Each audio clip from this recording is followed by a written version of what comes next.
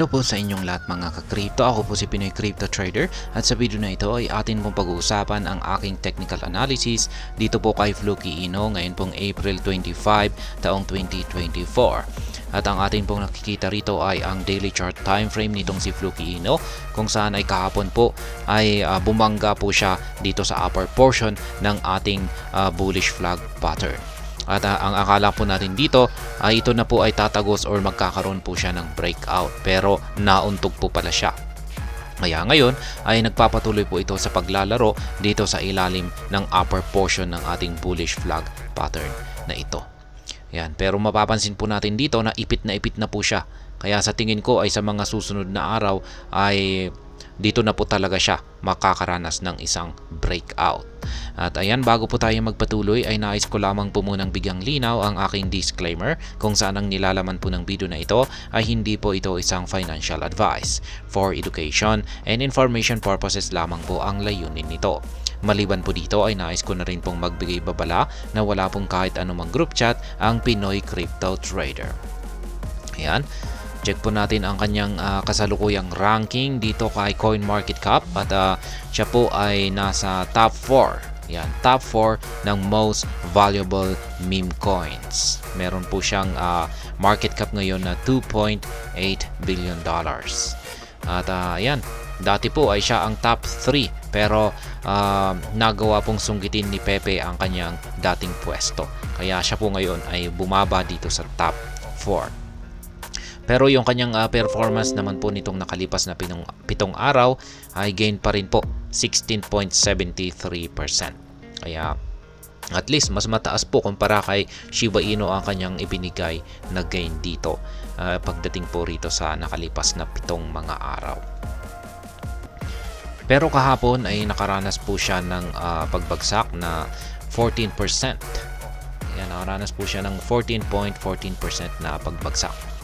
Kaya yan, mapapansin po natin dito ay dulot po yan ng kanyang pagkakauntog dito po sa ating bullish flag pattern dito.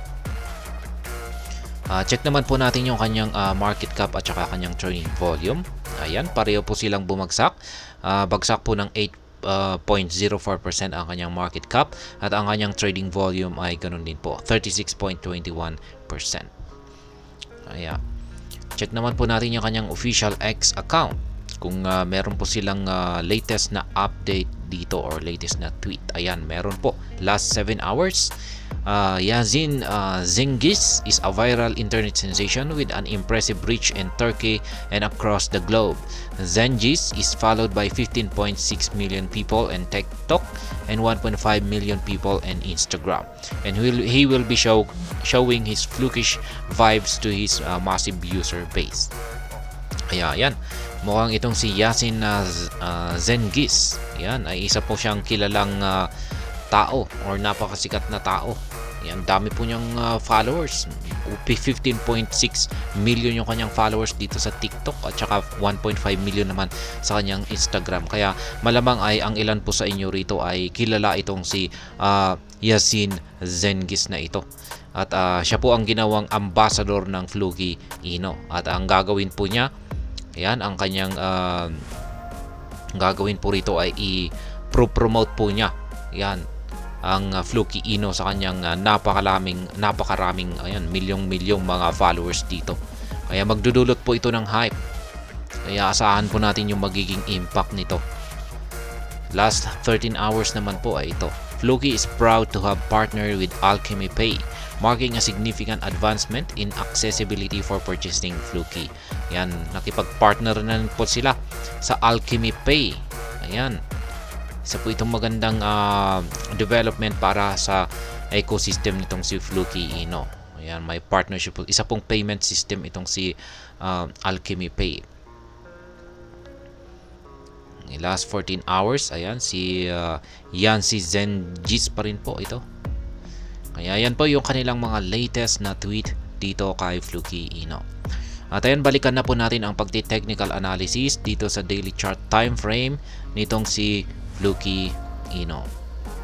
At ayan, gaya ng sinabi ko kanina ay yung kahapon ay inaabangan po natin na ang akala po natin dito ay isa na po itong breakout Yan, kasi yung pag isa po itong breakout ay tuloy-tuloy na po sana yung kanyang pag-angat sa presyo at aakyatin niya yung ating sunod na price target dito na 30 digits 25,456. Pero nauntog po pala at naging bearish candlestick.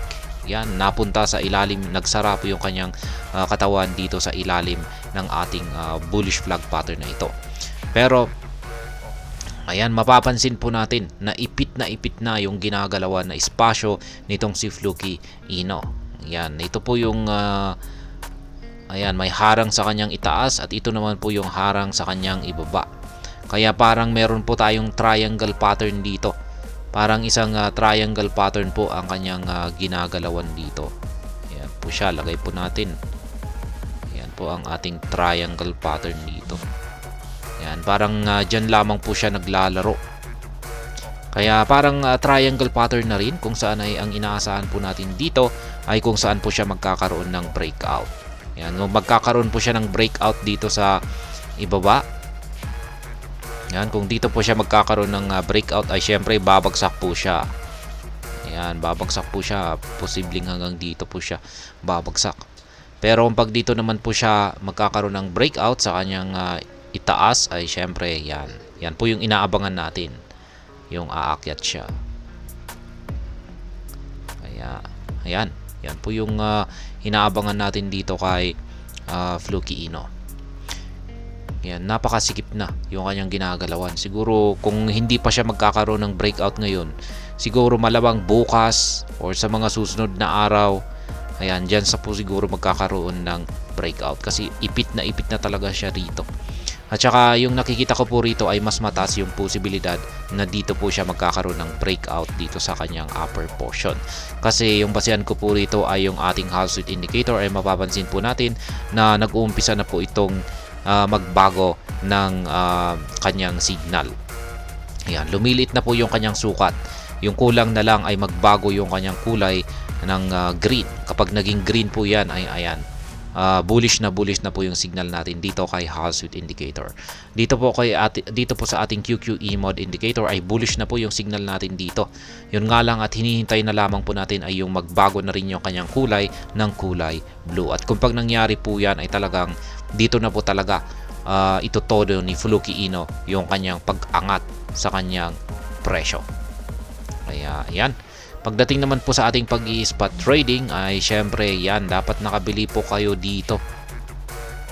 Ayan, nakabili po tayo dapat dito. Kung ginagaya po ninyo ang aking strategy ay dapat nakabili na rin po kayo rito sa 30 digits 11,063 nung bumagsak ang market price ni Fluky Ino nitong April 13. Ayan, at yan, nakapag-take profit po tayo rito ng konti. At yung sunod po natin na target profit ay ito po ulit. Dito na rin sa 30 digits 25,456. Ayan, uulitin ko lamang po ulit ang aking analysis dito, technical analysis po dito.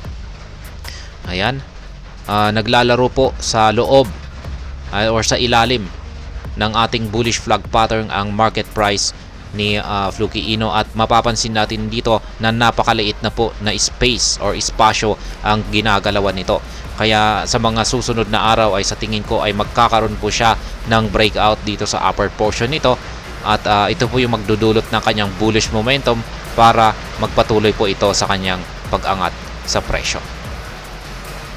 At ayan po ang aking technical analysis update sa araw na ito dito po kay Fluky Ino.